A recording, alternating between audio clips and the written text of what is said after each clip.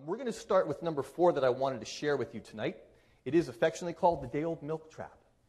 It is a trap of historical bias or assumptions that creeps into our decision-making process. Now, what do we know about day-old milk? And hopefully you don't know a lot about it. If you've ever tasted sour milk, you may never want to drink milk again, regardless of how fresh, how white, how creamy, how frothing. If you have any dairy people in there, I can be your pitchman. That milk might want to be. Historical bias creeps in, and we might avoid it. There's a fascinating syndrome called the pike syndrome based on this fish that rams home this tenet. The pike is a freshwater fish found in our Great Lakes. It has big teeth, grows to about a foot long.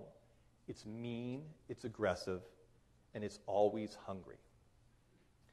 In the experiment, researchers took the pike and put it into a fish tank with deliciously docile goldfish. Now, in between the two was a glass partition.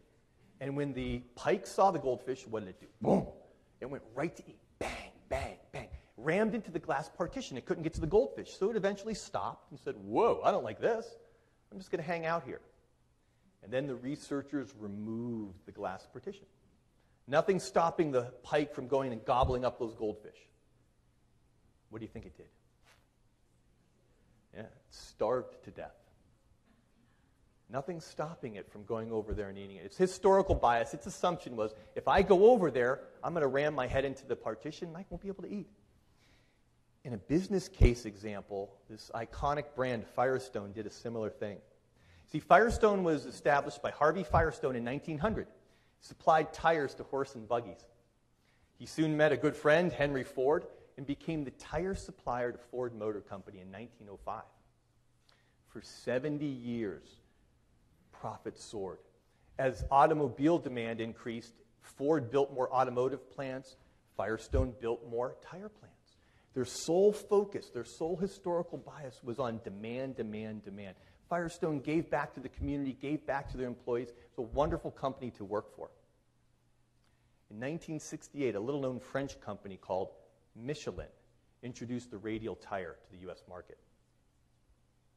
Turns out the radial tire was safer, was longer lasting, more durable, and it soon became a government standard.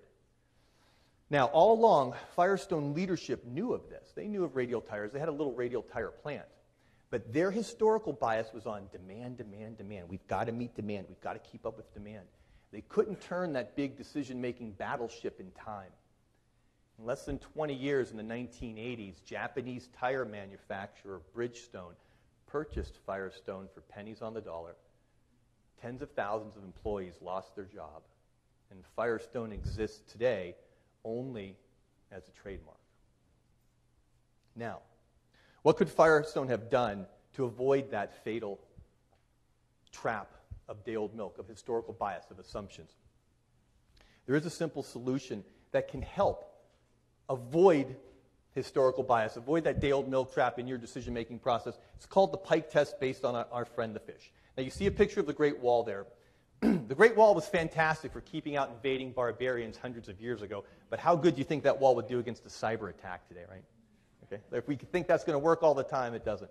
So the pike test is a question, is a filter. You have to run your decisions through this filter.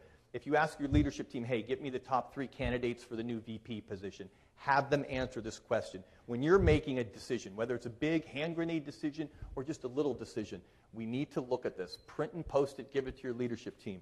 What would have to be true for this option to be the best choice? If, then it to death. If, then, if, then, if, then, if, then. What would have to be true for this option to be the best choice? If you're looking to buy a regional competitor, okay? Have your team answer this question in bullet format. If you're making decisions, simply pausing to answer this question will help you avoid a big blunder like Firestone did or small ones. And I'd like you to all pause and think right now, okay?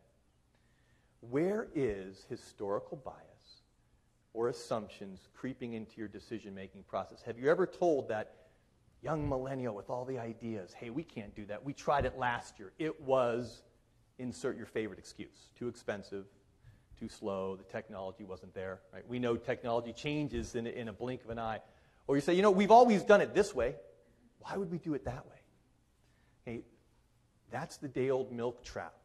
That's when beautiful ideas are shot down. And instead of celebrating 115 years of glory, as ASAE is, we're closing shop after X amount of years, like Firestone did.